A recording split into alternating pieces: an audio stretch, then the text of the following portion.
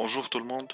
Je vais aujourd'hui parler d'une manière générale à propos des données nécessaires pour l'étude d'un projet routier. On trouve étude du trafic, étude géotechnique, dimensionnement de la chaussée, étude hydrologique, étude hydraulique, étude géométrique, drainage longitudinal chaussée et enfin étude économique. Donc je passe à l'étude du trafic. Comme données, on trouve la durée de vie du projet, le taux de croissance, les recensements, la largeur de chaussée et l'année de mise en service. Le résultat sera la classe du trafic.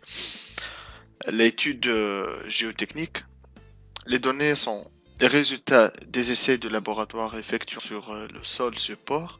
On trouve parmi ces essais l'analyse granulométrique, limite d'Atterberg, essai Proctor et CBR, la densité sèche, la teneur en eau naturelle.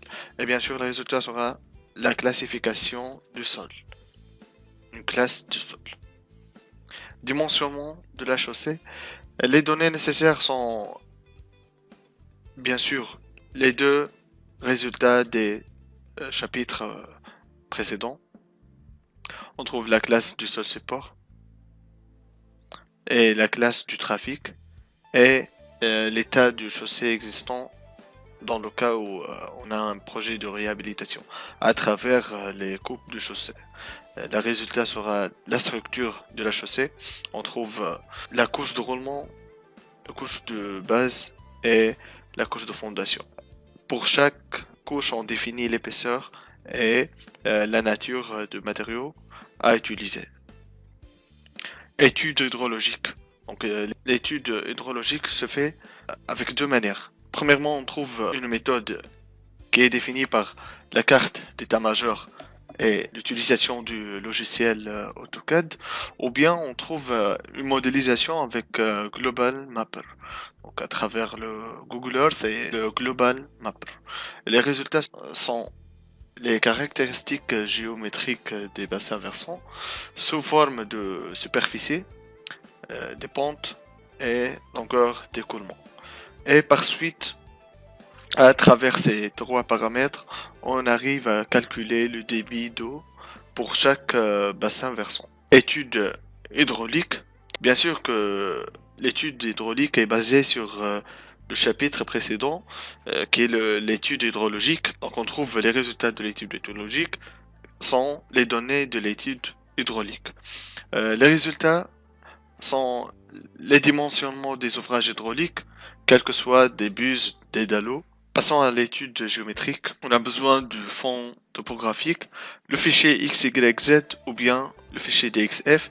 Ces deux premiers points sont donnés de la part du bureau d'études. La vitesse de référence, les recommandations techniques pour la conception géométrique de la route. Par exemple, l'aménagement des routes principales réalisées par le bureau d'études CETRA. Les résultats sont la conception du tracé en plan, la conception du profil en travers et la conception du profil en long.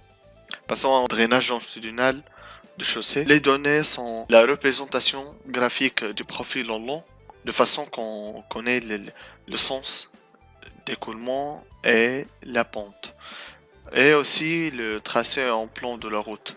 Le tracé en plan de la route va donner la superficie à évacuer. Les résultats, le débit à évacuer. Le résultat final, c'est le dimensionnement des ouvrages longitudinaux tels que fossés en terre ou bien fossés en béton ou bien des dallots et des bus. Et une étude économique.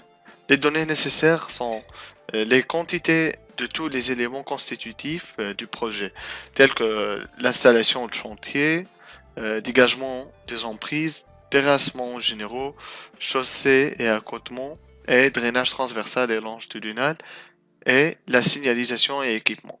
Donc, le résultat, bien sûr, sera le coût du projet.